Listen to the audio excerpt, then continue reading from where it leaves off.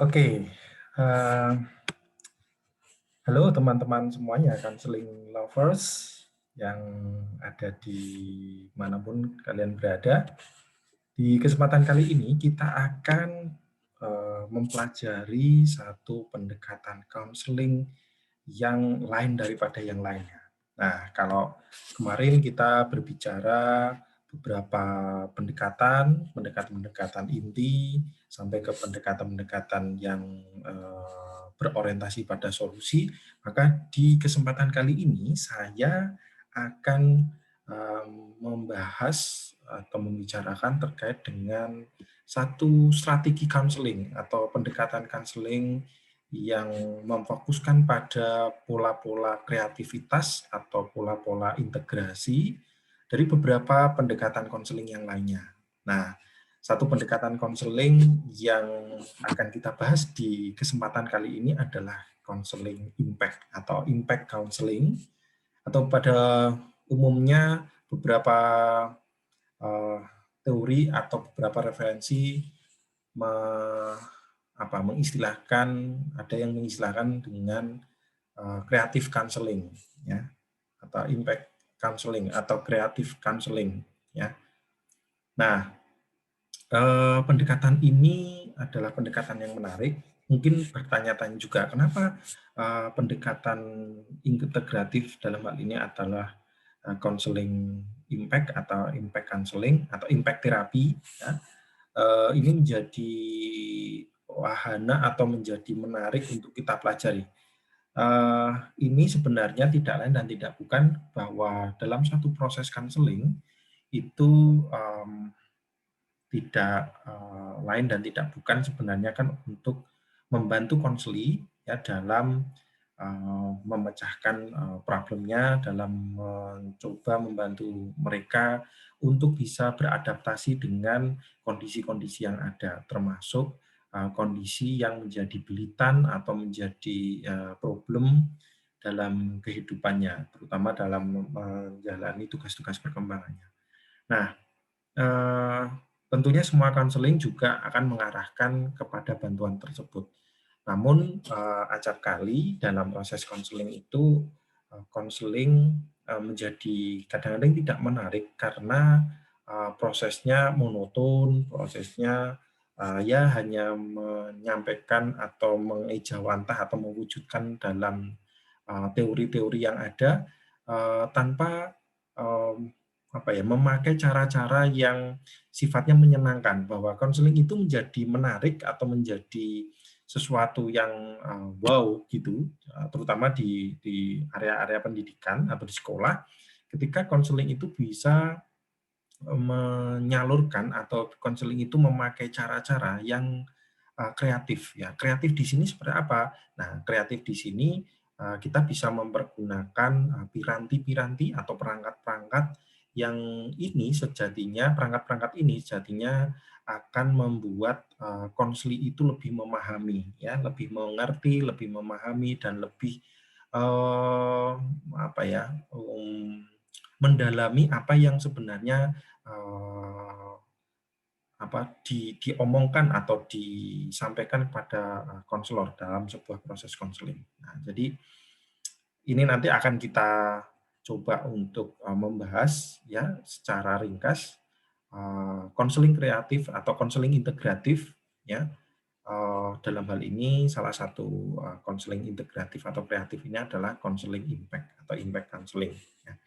Baik, saya mulai dari satu hal, ya, di obrolan kita kali ini, bahwa sebenarnya secara tidak secara tidak langsung, ya, jadinya kita sudah mempelajari banyak pendekatan konseling yang saat ini sudah berkembang, ya, apalagi pendekatan konseling yang sifatnya konseling induk, ya, atau kan ada pendekatan-pendekatan yang sudah lama, yang sudah menjadi fondasi atau yang menjadi tolak ukur, ya, yang menjadi induk tadi yang saya sampaikan, ya contohnya pendekatan psikoanalisis, pendekatan Adlerian, eksistensial humanistik, person center, gestalt, dan masih banyak yang lainnya. Ya, sampai pada pendekatan-pendekatan yang berorientasi pada pendekatan orientasinya adalah sistem, ya, pendekatan sistemik, ya, yang dalam hal ini digawangi oleh pendekatan-pendekatan keluarga, ya, family therapy atau family system therapy. Nah, pendekatan-pendekatan yang sudah kita pelajari selama ini, teman-teman, atau counseling lovers, ya, ini adalah pendekatan-pendekatan yang sudah marak atau yang sudah banyak sekali kita pelajari, terutama pendekatan-pendekatan inti, ya, pendekatan-pendekatan inti. Ya, seperti pada mungkin proses-proses perkuliahan, entah itu teman-teman yang ada di prodi bimbingan konseling atau prodi psikologi misalnya. Nah, pendekatan-pendekatan ini tidak baru, ya, bukan pendekatan baru. Jadi pendekatan-pendekatan yang saya sampaikan ini yang tertera di layar ini adalah pendekatan-pendekatan yang sudah tidak asing bagi kita. Nah, saya tidak akan membahas pendekatan konseling yang berkembang, yang di masa ini berkembang, sebenarnya sudah lama juga berkembang, ya. Namun ada arah kecenderungan bahwa pendekatan-pendekatan tersebut mengarah pada kecenderungan pola-pola konseling yang orientasinya lebih mengintegrasi, ya. Nah, kenapa? Karena pendekatan-pendekatan yang tadi, yang pendekatan konseling yang ada tadi, lebih sifatnya konselor lebih aktif dan direktif, lebih mengarahkan, ya. Dan klien adalah agen yang aktif atau agen yang menerima dari apa yang di dalam tanda kutip diajarkan atau yang dipelajari, ya, dari apa yang sudah disampaikan oleh konselornya. Dan dalam konseling ada yang fokusnya memusatkan perubahan pada pola-pola pikirannya atau kognitifnya, ada yang merubah perasaannya atau feelingnya, dan ada yang memusatkan atau mengorientasikan pada perubahan-perubahan perilaku yang nyata atau behavior. Nah, teman-teman atau counseling lovers, sejak di tahun 80-an, ya, sejak tahun 80-an ada perkembangan yang mengarah, ya, yang lebih cepat mengarah kepada pendekatan konseling integratif, ya, atau ke arah integrasi. Mengapa demikian? Karena kita tahu bahwa konseling atau orientasi yang berbeda-beda dalam cara memandang kepribadian manusia, ya, bahwa tidak bisa manusia itu dikotak-kotakkan dan tidak ada pendekatan yang manjur atau cespleng, ya, untuk semua masalah. Nah, ini menjadi asumsi atau menjadi pemahaman, ya, kenapa konseling integrasi ini menjadi tren, ya, menjadi muncul di era-era tahun 80-an. Nanti kita akan bicarakan lebih lanjut terkait dengan tren ini. Nah, kalau kita pahami sejatinya dalam proses konseling itu ada 4 level dalam penyelenggaraannya. Ya, ada level yang terkait dengan konseling itu dilakukan secara pragmatik, dilakukan secara dogmatik, dilakukan secara sinkretik, dilakukan secara eklektik, dan dilakukan konseling itu dilihat atau dilakukan sudah mempribadi dalam diri konselor.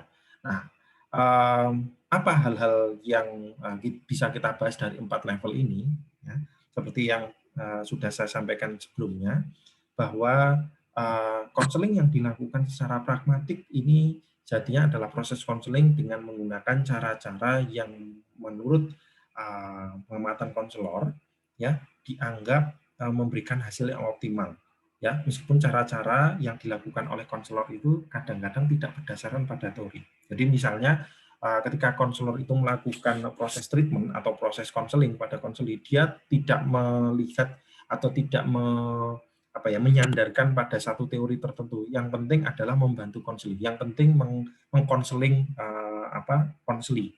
Ya. Dan konseling yang dia lakukan ya itu mungkin si konselor ini melihat ada apa ya, kemajuan atau ada keberhasilan dari proses konselingnya.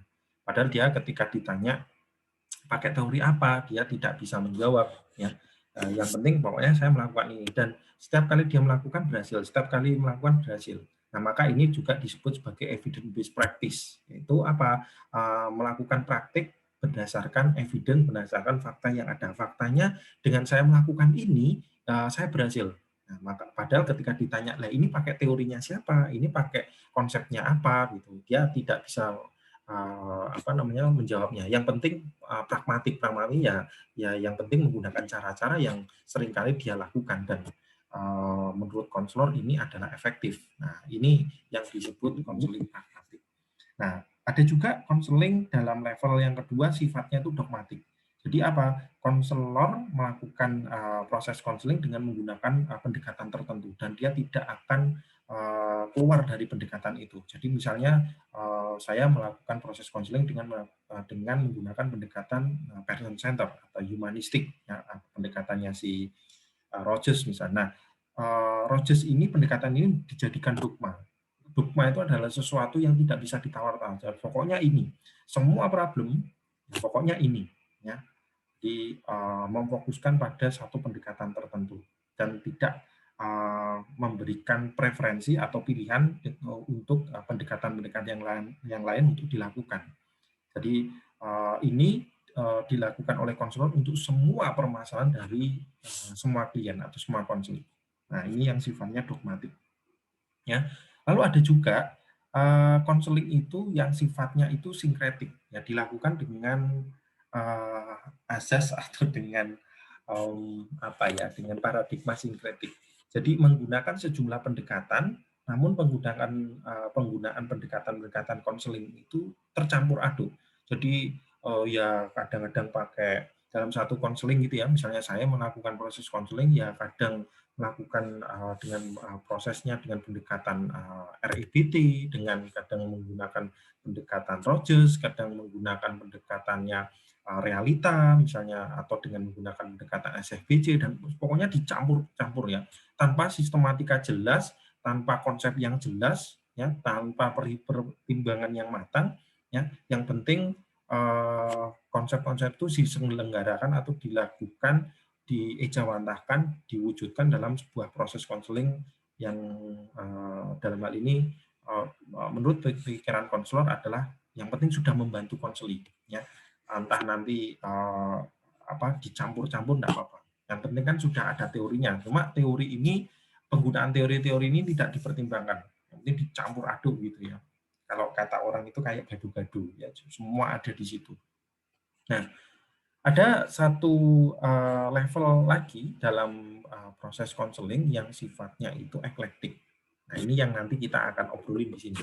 Nah, eklektik ini jadi begini teman-teman, konselor dalam melakukan proses konselingnya itu tidak serta-merta seperti yang sinkretik tadi, mencampur adukan semua teori atau teknik. Karena ya kita tahu bahwa kadang-kadang konseli itu dengan berbagai macam ragamnya, dengan berbagai macam tipe pribadiannya, dengan berbagai macam tipe problemnya gitu ya.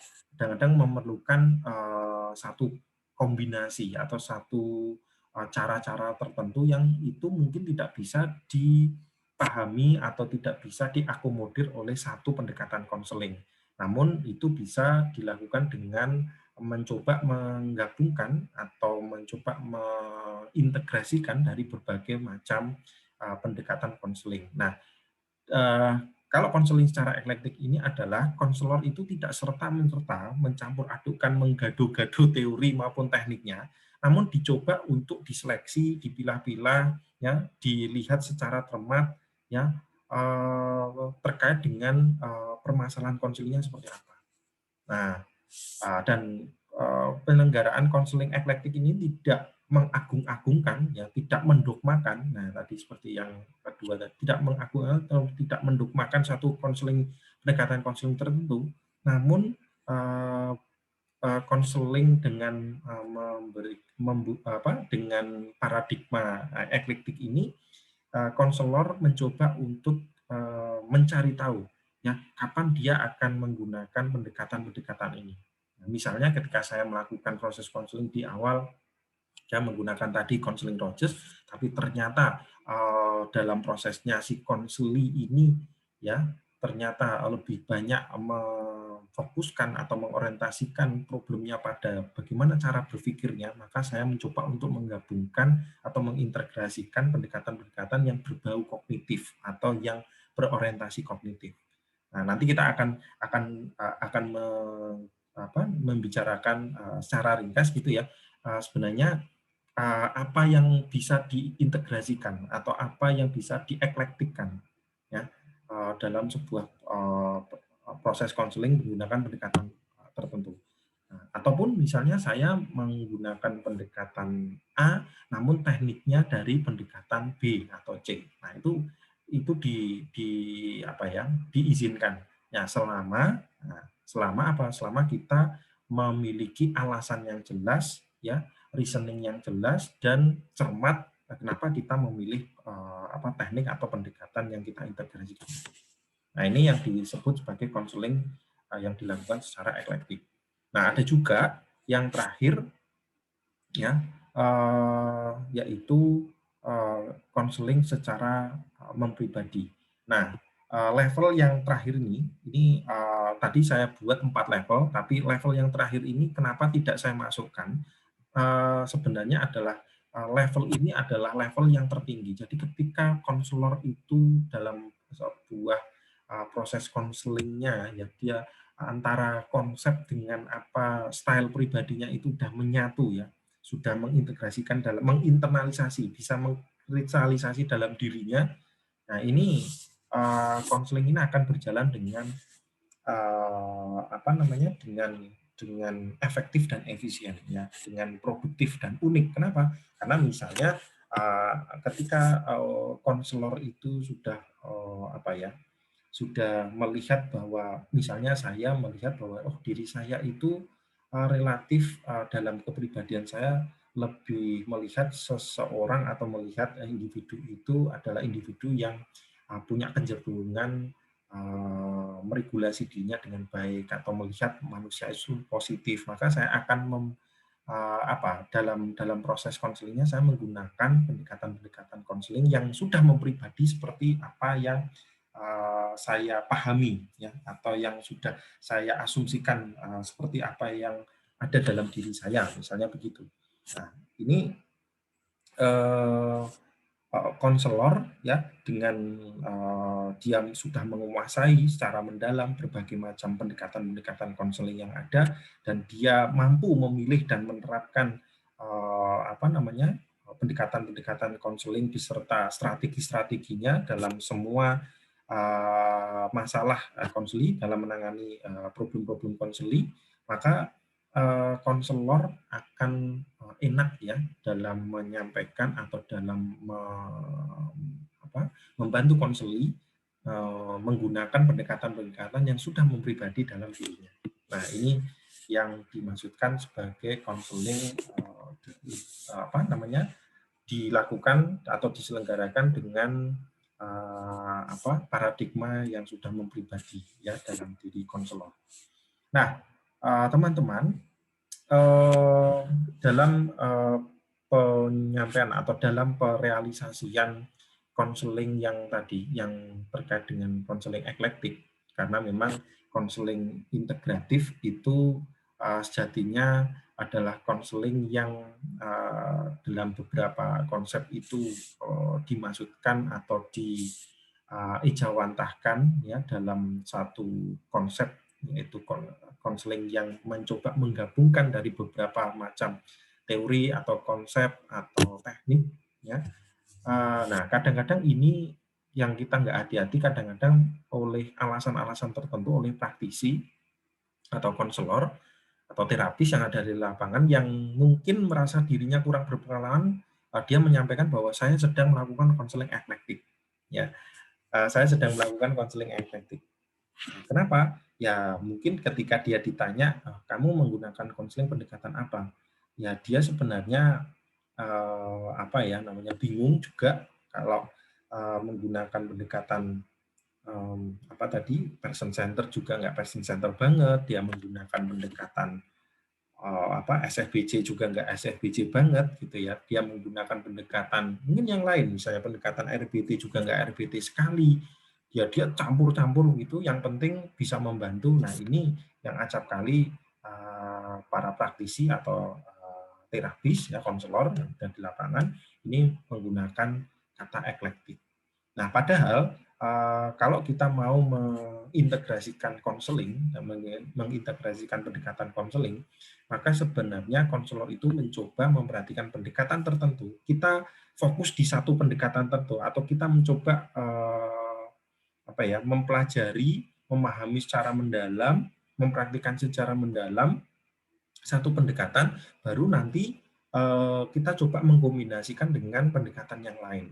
Nah, masalahnya kan tidak banyak ya dari kita yang sudah mahir atau kita mendalami satu pendekatan tertentu. Ya satu saja pendekatan, tetapi nanti kita mencoba mengkombinasikan, bukan pendekatan-pendekatan yang ada itu kita tidak oke semua, tidak mendalami semua, lalu dicampur-campur. Nah, ini apa namanya penerapan konseling integratif atau konseling eklektik yang tidak benar gitu ya. Nah, maka apa alasan kenapa kita mempergunakan konseling integratif atau penjelasan dari konseling integratif atau eklektik adalah satu proses konseling yang dalam penerapannya konselor melakukan pemilihan teori ataupun metode yang beragam dari pendekatan dengan atau teori konseling yang lainnya dan mencoba mengintisarikannya dalam proses yang lebih kreatif ya, secara kreatif dengan memadukan dan mengintegrasikan ya, memadukan atau mengintegrasikan konsep maupun teknik tersebut sesuai dengan keunikan gaya konselor. Ya, misalnya ketika ya tadi bahwa ketika saya melakukan proses konseling menggunakan konseling Rogers atau menggunakan konseling RIBT atau menggunakan konseling realita ya, atau gestalt misalnya, nah saya mencoba memadukan, mengintegrasikan dengan konsep atau teknik dari pendekatan yang lainnya. Nah, tapi syaratnya adalah kita harus paham dulu, ya kita harus mendalami dulu pendekatan inti yang akan kita eklektikan gitu ya. Nah ini tadi yang menjadi apa namanya warning atau yang menjadi highlight atau ya titik tumpu utama, ya fokus utama kalau kita melakukan konseling integratif. Ya kalau kita melakukan konseling integratif. Nah, teman-teman, sebenarnya model konseling integratif itu bisa dilihat dari 3 poin. Yang pertama adalah kita bisa mengeklektikan dalam hal tekniknya, kita bisa mengeklektikan atau mengintegrasikan teorinya, dan kita bisa mengeklektikan karena kita melihat ada faktor-faktor umum ya yang terjadi dalam proses konseling. Nah, ini tidak akan saya obrolkan secara lebih lanjut ya, tapi mungkin nanti di kesempatan yang lain kita akan obrolkan kemungkinan ketiga model ini ya. Nah, cuma yang sering kali kita apa ya namanya lakukan sebuah proses eklektik atau pengintegrasian dalam proses konseling itu dilihat kalau enggak tekniknya ya teorinya. Nah, ini yang sering kali dilakukan oleh kita sebagai seorang konselor atau terapis dalam menjalankan sebuah proses konseling ya dengan menggunakan pendekatan tertentu. Nah, salah satu pendekatan yang itu masuk dalam pendekatan integratif atau eklektik yaitu counseling impact atau impact counseling. Nah, ini saya berikan dari sekian banyak pendekatan-pendekatan integratif, ya, pendekatan konseling integratif yang ada. Nah, kenapa? Maka mari kita obrolkan ini atau diskusikan ini lebih lanjut. Nah, saya melihat latar belakang dari konseling impact ini, salah satu dari pendekatan integratif kreatif ini adalah konseling impact, karena istilah impact counseling itu yang dikomandani oleh Dr. Ed Jacobs ya, dari West Virginia University Amerika. Impact counseling ini atau impact terapi ini merujuk pada sebuah pendekatan yang memunculkan proses-proses kreatif ya, proses-proses kreatif. Kreatifnya seperti apa? Mari kita obrolkan lebih lanjut nantinya. Nah, di dalam pendekatan impact counseling itu sejatinya atau sebenarnya ada 4 pendekatan yang umumnya sudah kita pelajari. Yaitu di situ ada pendekatan REBT atau Rational Emotive Behavior Therapy, ada pendekatan analisis transaksional atau transactional analysis yang dikomandani atau yang dikembangkan oleh Eric Berne.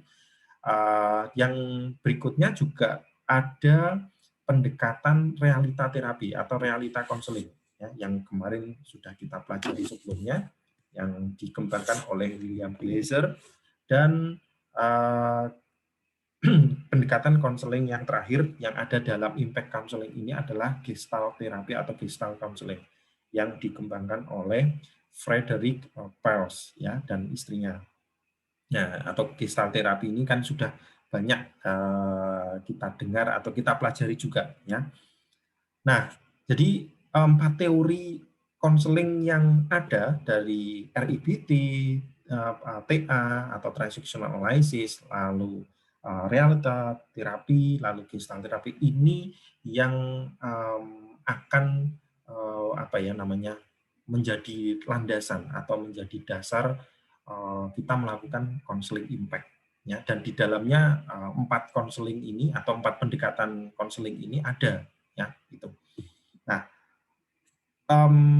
lebih lanjut bahwa impact therapy atau impact counseling ini adalah pendekatan yang bersifat multi indera ya, multisensori, yang mengakui bahwa perubahan itu tidak hanya berasal dari verbal. Jadi bagaimana misalnya dalam proses konseling tidak hanya bagaimana verbal kita mencoba untuk menyampaikan sesuatu supaya direspon oleh konseling, tetapi juga ada aspek-aspek lain yang itu juga bisa memberikan atau mengkontribusi terhadap adanya perubahan terapeutik yang diinginkan oleh konselor dan konseling dalam sebuah proses konseling. Intinya bahwa impact terapi itu pendekatannya atau orientasinya pada tidak hanya melakukan proses percakapan, tetapi proses yang sifatnya juga bisa membubuhkan atau bisa menambahkan dengan proses yang sifatnya visual dan kinestetik atau gerakan. Ya, jadi kan kalau teman-teman atau counseling lovers seringkali melihat dalam satu proses konseling itu hanya bercakap-cakap saja, namun di proses konseling impact ini tidak hanya bercakap-cakap saja, yang menyampaikan satu pendapat, menyampaikan satu konsep, menyampaikan satu teknik-teknik percakapan tertentu, entah itu misalnya ketika kita mau mengkonfrontasi, nah kan prosesnya proses percakapan.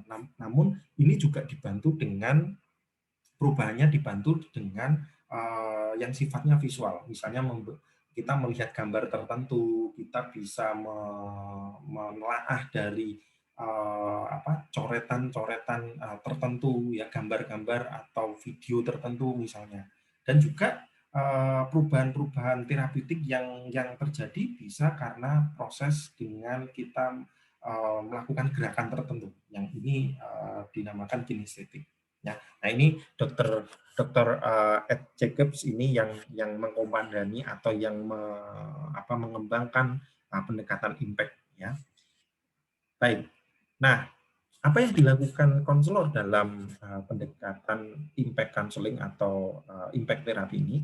Jadi dalam pendekatan tersebut yang sudah saya sampaikan tadi, 4 pendekatan tadi, misalnya konselor bisa menggabungkan pendekatan rational emotive behavior therapy atau REBT dengan beberapa alat-alat kreatif atau alat-alat peraga kreatif, misalnya gambar, analogi, lalu juga bisa mempergunakan misalnya apa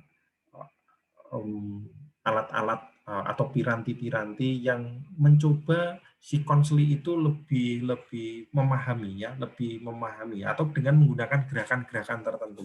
Ya, ini. Nah, hal yang lain juga dalam proses konseling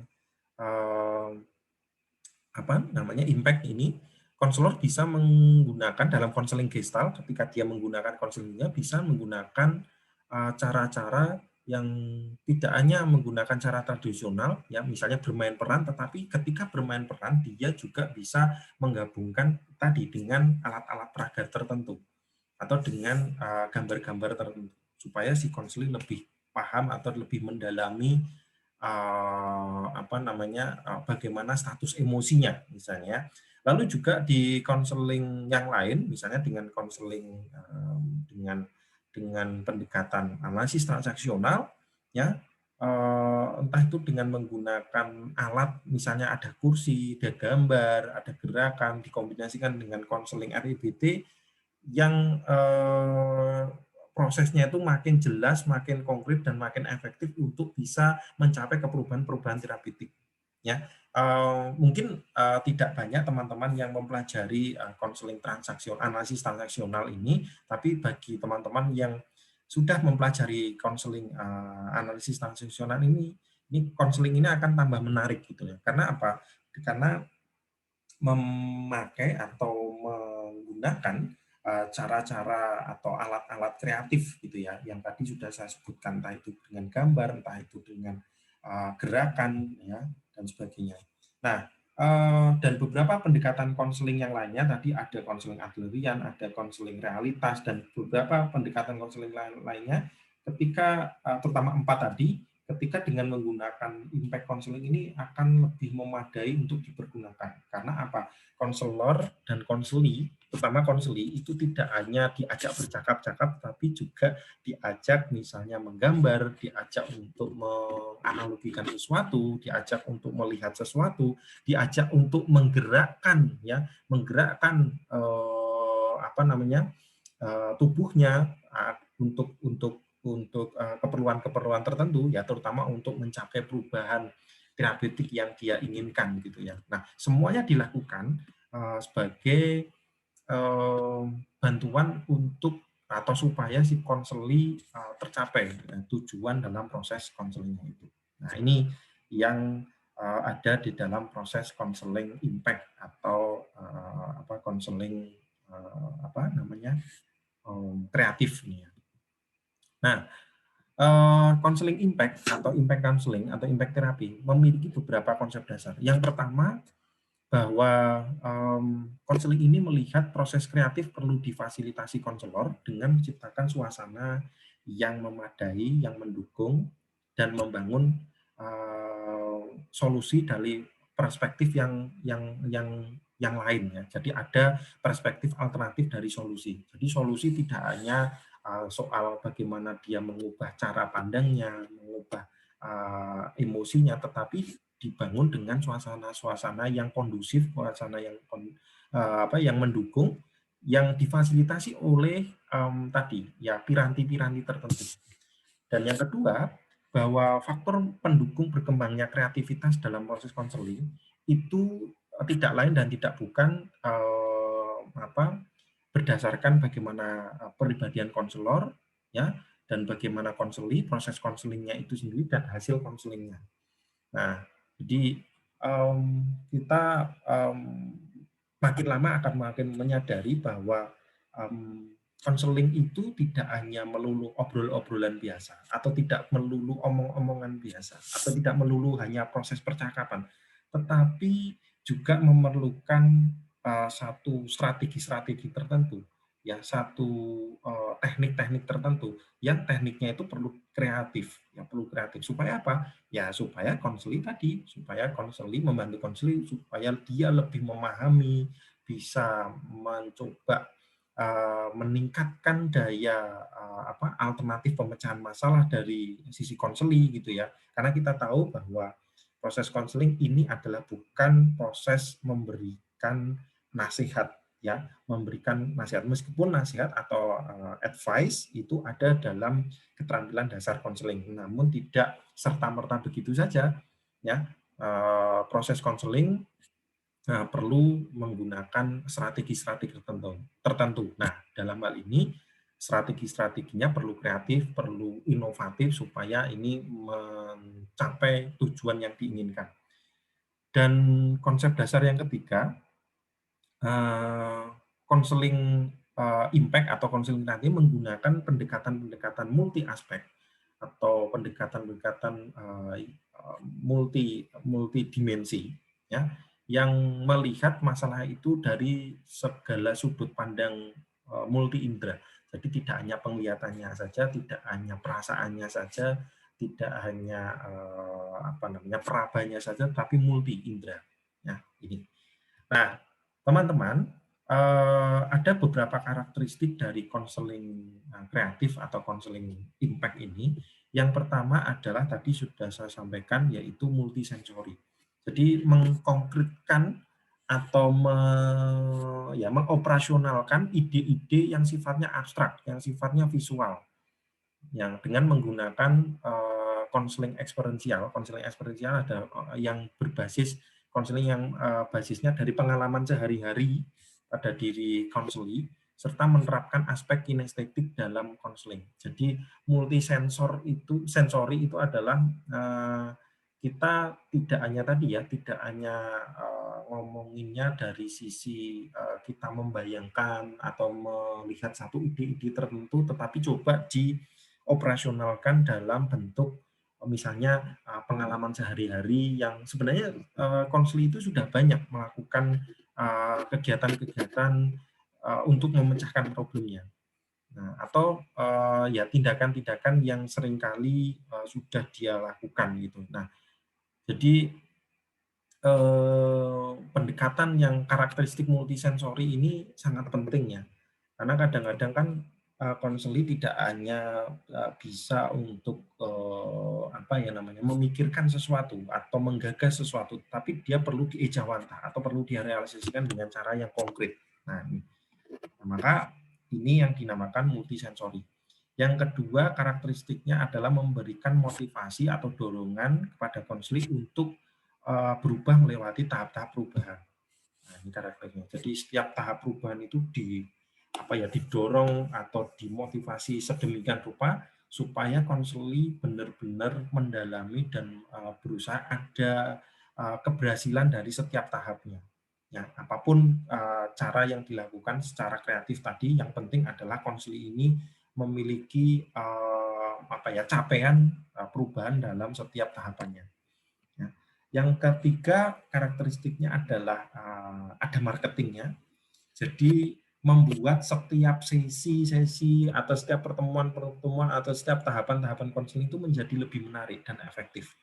Ya misalnya teman-teman ketika dalam proses konseling kan pada umumnya apa? Mulai dari raport ya atau pembinaan hubungan baik. Ya sudah, yang penting sudah memberikan empatik, sudah mencoba untuk memberikan trust building atau membangun kepercayaan ya dalam sebuah proses konseling, entah itu sifatnya verbal, entah itu sifatnya non verbal ya. Nah, namun apa yang menarik dari tahapan itu? Nah, maka dengan konseling kreatif semua tahapan itu akan dibuat lebih menarik. Entah nanti dengan menggunakan writing tertentu, entah itu dengan menggunakan teknik menggunakan tadi ya analogi tertentu. Nah, ini yang sifatnya menjadi karakteristik dari konseling impact atau konseling kreatif ya. Dan karakteristik yang terakhir adalah memiliki ciri khas dalam konseling impact ini atau konseling kreatif ini ada tahapan atau ada maps ya, ada peta jalan ya yang perlu dilalui oleh konselor selama sesi konseling. Jadi yang perlu dilalui oleh konselor dalam sesi konseling. Artinya konselor tidak boleh melewatkan tahapan-tahapan ini. Karena tadi bahwa tahapan yang dilakukan dalam proses konseling kreatif ini kan pengennya itu kan menarik ya, maka konselor perlu mencoba sekreatif mungkin ya, mencoba untuk membuat setiap tahapan ini menjadi sebuah peta atau menjadi tahapan yang sangat menarik, maka dia tidak boleh abai dengan apa dengan tahapannya. Maka dia nanti akan membuat jalur setelah ini, setelah ini. Meskipun sebenarnya tahapannya itu sebenarnya sudah dibuat sedemikian rupa oleh pengembang teori ini, namun konselor bisa memikirkan ketika saya masuk dalam satu tahapan tertentu, maka saya harus seperti apa, atau saya harus menggunakan apa, atau saya harus melakukan apa supaya tahapannya itu lebih menarik. Ya, begitu teman-teman. Nah, dalam konseling impact ini atau konseling kreatif ini ada beberapa kesalahan-kesalahan umum yang seringkali konselor lakukan yang yang terkadang kesalahan umum ini dirasa ya biasa gitu. Padahal sebenarnya dalam proses konseling ketika kita paham bahwa ada beberapa hal yang menjadi mistakes atau yang menjadi kesalahan ya kita lakukan dalam proses ini, ketika kita bisa menghindari atau kita bisa meminimalisir, ini akan menjadi proses konseling ini bisa menjadi lebih efektif dan efisien. Nah, 7 kesalahan yang umum yang sering dilakukan dalam proses konseling secara umum ya, menurut Dr. Jacobs ini yang pertama adalah konselor itu sering atau terlalu banyak melakukan refleksi. Kita tahu bahwa dalam proses konseling refleksi itu penting dilakukan. Namun ketika kita terlalu banyak merefleksi tanpa ada action yang nyata, maka ini tidak akan menuju ke tepat sasaran. Ya, jadi melakukan terlalu banyak refleksi. Lalu yang kedua, mendengarkan terlalu banyak cerita konseling. Kadang kan ya memang ada ya, atau mungkin banyak konseling itu bekerja ke sana kemari mendengarkan sampai selesai baru kita beraksi gitu ya. Nah, maka sebenarnya mendengarkan terlalu banyak cerita konseling, apalagi ketika ceritanya itu redundant itu nanti dari sekian menit dia akan menyampaikan itu lagi gitu ya. Jadi misalnya tadi sudah misalnya dia menyampaikan terkait dengan perasaannya atau kondisi dia yang tidak nyaman terkait dengan ia bersama keluarganya. Nanti di obrolan-obrolan berikutnya masih kembali lagi ke situ. Jadi ke situ lagi. Jadi konselor mungkin ya ingin dia mendengarkan apa yang dikeluhkan oleh konseling. Namun ketika ini dipahami oleh konselor, maksud saya mencoba mendengarkan secara seksama sampai dia mau berputar sampai beberapa kali ya, maka ini tidak akan efektif dan efisien ya, terutama dalam segi waktu. Maka yang ketiga ya, dan konselor itu jarang menginterupsi ya, bahwa oke, ini sudah cukup, maka mari kita bicarakan solusinya seperti apa atau pemecahannya seperti apa. Nah, maka seperti yang dituliskan di poin yang ketiga, yaitu konselor itu kadang jarang menginterupsi. Nah, maka sebenarnya nggak apa-apa ketika misalnya seperti tadi obrolannya sudah redundant, sudah mengacunya ke arah ke itu terus ya, ke cerita yang dibolak-balik, diulang-ulang beberapa kali, maka konselor sebenarnya sudah boleh untuk menginterupsi. Tapi kadang kan konselor jarang melakukan ini karena ya kepingin konseling itu supaya dia lebih enak, atau konseling itu berbicara sudah ditunggu sampai dia mungkin capek atau mungkin dia bisa lega dengan apa yang dia sampaikan. Nah, kesalahan yang keempat adalah tidak fokus dalam sesi konseling. Ya, ini seringkali konselor kemana-mana. Ya, nanti misalnya ngomongin terkait dengan keluarga akan keluarga, nanti ke temannya, nanti tidak segera fokus. Ya, terutama pada tujuan konselingnya. Apa tujuannya? Nah, maka dengan hal ini nanti konseling ini tidak akan segera cepat untuk memfokuskan sesuatu. Maka tidak fokus dalam sesi konseling. Yang kelima, menunggu terlalu lama untuk melakukan fokus. Ya karena misalnya tadi bahwa konselor itu menunggu, wah konselinya masih mau ngobrolnya masih mau kemana-mana, ya sudah saya ikuti saja. Nah mengikuti apa yang diinginkan oleh konseli itu bisa baik bisa buruk. Ketika ingin prosesnya segera, ya segera kita melakukan bersama-sama melakukan proses pemecahan masalah, maka jangan terlalu lama untuk memfokuskan, ya terlalu lama menunggu fokus, ya maka harus segera untuk ke sana. Nah, yang keenam itu menggunakan teori konseling, tidak menggunakan teori konseling, ya seperti tadi. Jadi kemana-mana, ya nggak ada dasar teorinya. Pokoknya saya melakukan ini dan yang disampaikan oleh Dr. Jacobs ini adalah menggunakan metode HOPE. HOPE itu ya seringkali kan begini, konselor itu ya semoga nanti ada harapan bahwa konselinya dengan dibantu proses konseling akan menjadi lebih baik. Jadi ada metode harapan. Jadi konselor itu dari awal tuh ya semoga nanti akan lebih baik lagi, ibu akan lebih baik atau konseli akan lebih baik lagi. Nah, jadi dia hanya mengira-ngira atau dia hanya mencoba ya kalau dalam bahasa kita mencoba mendamaikan dengan memberikan harapan nanti suatu saat akan terjadi perubahan, suatu saat akan selesai problemnya, yang penting sabar dan sebagainya. Atau kadang-kadang kita sebagai konselor pernah gini, seringkali mengucapkan ya nanti kita ambil hikmahnya, ya ada hikmah tersendiri dari kejadian. Nah ini menjadi prosesnya menjadi tidak jelas ya. Ya konselor memang memberikan perlu untuk memberikan harapan optimisme kepada konseli bahwa dia bisa, nah tapi tidak tanpa teori, tidak tanpa konsep. Nah ini yang seringkali menjadi kesalahan ya dalam proses konseling itu. Dan yang terakhir adalah konselor jarang menggunakan alat bantu atau alat peraga yang kreatif yang sifatnya multisensori. Jadi diajar menggunakan alat bantu yang kreatif serta tidak bersifat multisensori.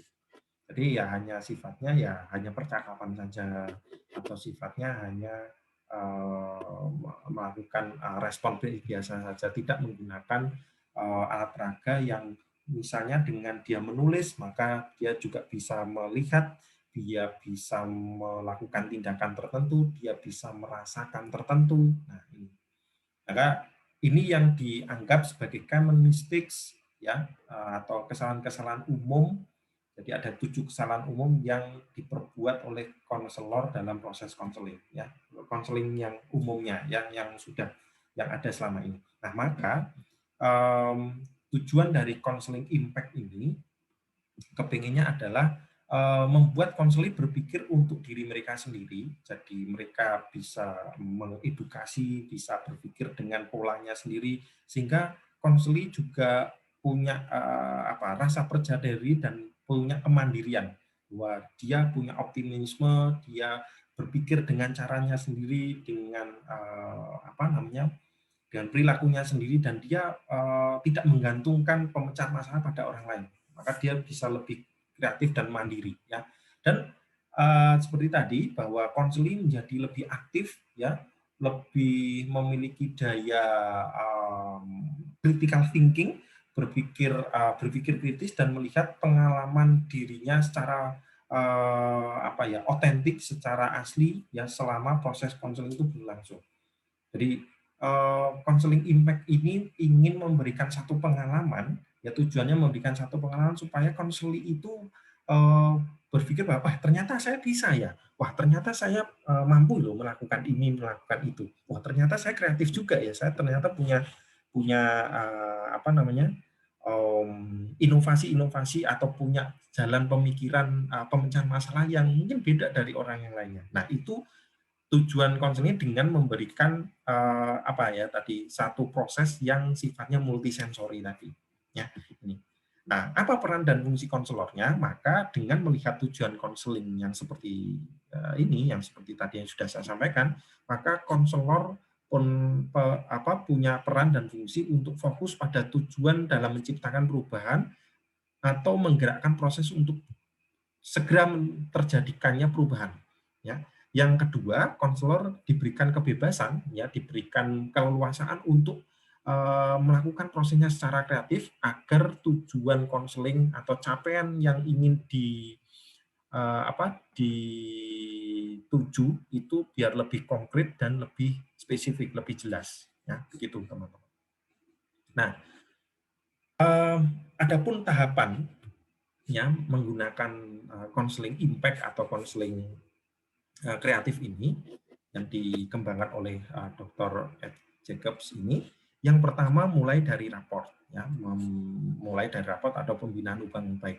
Nah, dalam hal ini seperti pada umumnya konselor membangun hubungan secara genuine atau apa adanya dan membangun trust atau membangun kepercayaan antara konselor dengan konseli. Ini adalah tahap saya pikir semua tahapan konseling itu perlu mulai dari ini. Nah, namun bagaimana cara membangun hubungan yang genuine, saling percaya antara konselor dengan konseli, maka silakan konselor secara kreatif bisa melakukan strategi-strategi tertentu. Misalnya dalam proses konseling di tahap awal ini, di tahap awal konselor bisa bercakap-cakap melalui gambar, melalui cerita tertentu, misalnya dengan melihat film atau video pendek misalnya, supaya mengakrabkan, supaya konselor dengan konseli bisa saling chemistry-nya kena, ya, bisa chemistry-nya kemana, bisa terjadi relasi terapeutik yang mendalam. Nah, ini ya yang dimaksudkan tahap konseling report-nya di konseling impact ini. Yang kedua, melakukan kontrak.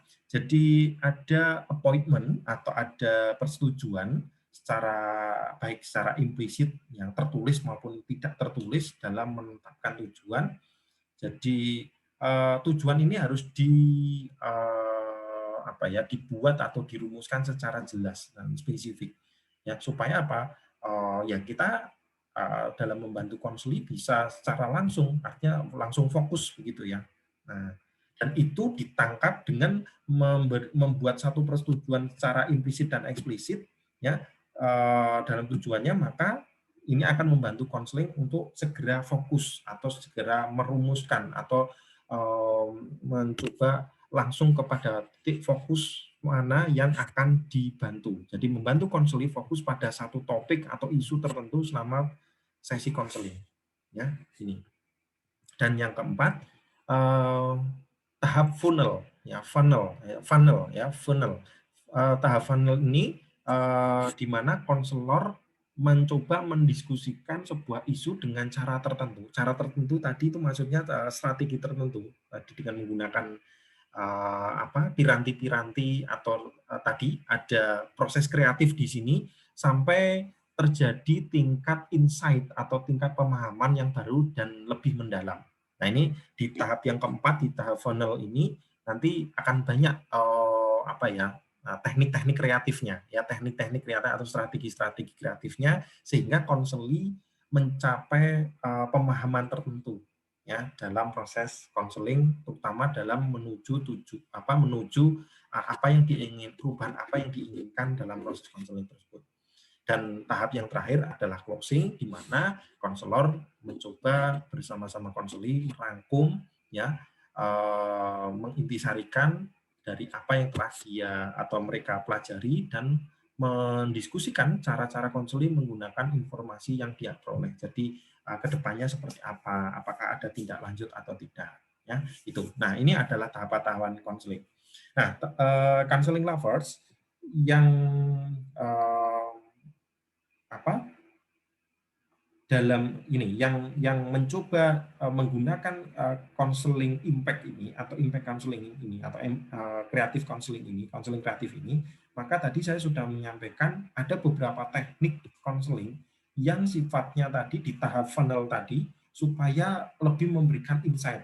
Nah, teknik counselingnya seperti apa? Nah, maka ada 5 teknik counseling. Ada teknik counseling yang tekniknya menggunakan alat peraga ya atau props, ada yang menggunakan tekniknya menggunakan kursi kursi itu, kursi bangku itu, benda kursi itu, ada yang menggunakan gerakan atau movement, ada yang menggunakan analogi dan fantasi, ya ada yang menggunakan tulisan dan gambar. Nah, menarik bukan? Nah, ini ya, jadi teknik-tekniknya itu bisa mempergunakan ini. Ya. Nah, misalnya dengan menggunakan alat peraga, ya misalnya seperti yang saya berikan di sini, ada bisa menggunakan boneka, ada bisa menggunakan apa namanya ini hammer, ya lalu menggunakan botol, menggunakan cangkir dan sebagainya. Jadi alat-alat atau barang-barang yang ada di seputaran kita, kancing misalnya itu boleh, kartu itu boleh, ya banyak uang, koin itu bisa dijadikan alat di mana nanti akan muncul proses kreatifnya, ya ini.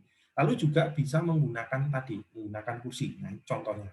Nah, misalnya dengan kursi itu misalnya konseli misalnya dengan kursi misalnya dia duduk di kursi tersebut merepresentasikan atau merealisasikan bagaimana dia menyatakan egonya, ya kondisi egonya. Nah, misalnya di pendekatan analisis transaksional, pendekatan itu gestal itu bisa kan ini. Ya, jadi dari kursi itu dia bisa bercakap-cakap dengan kursi. Masih ingat di pendekatan gestal itu yang kursi kosong. Nah, ini kan medianya itu kan menggunakan media kursi. Nah, ini yang dimaksudkan dengan alat piranti dengan menggunakan kursi ya. Lalu juga dengan menggunakan gerakan ya, misalnya gerakan dia berdiri, gerakan dia berputar, misalnya dia melakukan gerakan-gerakan misalnya tidak hanya tubuhnya, misalnya gerakan muka misalnya ya. Nah, ini bisa membantu konseli untuk menyampaikan isi hatinya, menyampaikan pengalamannya, menyampaikan pikirannya dengan menggunakan gerakan-gerakan tertentu. Ya, misalnya juga bisa melakukan dance gitu ya, dansa misalnya atau nari begitu ya, dengan gerakan-gerakan simple ya, gerakan sederhana. Nah, tapi itu punya makna tertentu ya, nanti bisa dimaknai oleh si konsul itu sendiri. Dan tadi bisa menggunakan cara-cara dengan menulis, dengan menggambar, ya entah itu menggambar teman, menggambar orang, terutama misalnya dia membuat list atau membuat daftar tertentu, misalnya ya membuat rating atau skala, nah itu digambar ya. Ini adalah cara-cara di mana konseli dari 5 teknik ini intinya memberikan pengalaman pada konseli bahwa dia bisa memahami hal-hal yang didiskusikan dalam proses konseling. Ingat bahwa konseling merupakan proses di mana konseli membantu konseli untuk memahamkan sesuatu, membantu konseli untuk mempelajari perilaku-perilaku baru tertentu, membantu konseli untuk mengejawantah atau merealisasikan ide-ide tertentu supaya lebih konkret. Nah, maka perlu alat-alat atau piranti-piranti atau teknik-teknik kreatif supaya konseli lebih memahami ini. Nah, ini teman-teman, dan yang terakhir juga bisa menggunakan analogi atau cerita ya, ini ya, analogi atau fantasi tertentu ya, seperti yang dituliskan di situ, bisa misalnya dengan membaca sesuatu, melakukan sesuatu sehari-hari ya, dengan analogi tertentu, dengan melihat film misalnya, kan nanti kalau film dia membayangkan kira-kira misalnya seperti ini seperti apa gitu ya, dengan melihat film ini nanti ada diskusi atau ada kisah yang bisa dipetik moralnya, misalnya cerita pesan moralnya seperti apa. Nah, itu bisa dengan analogi dan fantasi ya, itu teman-teman.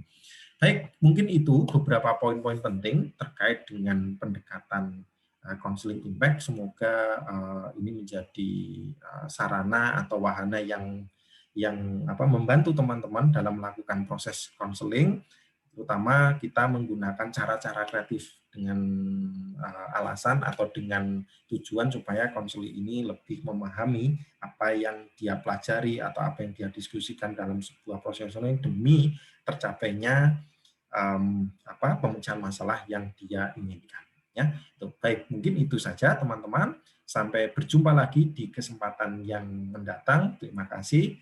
Tetap semangat, konseling, yes we can. Terima kasih.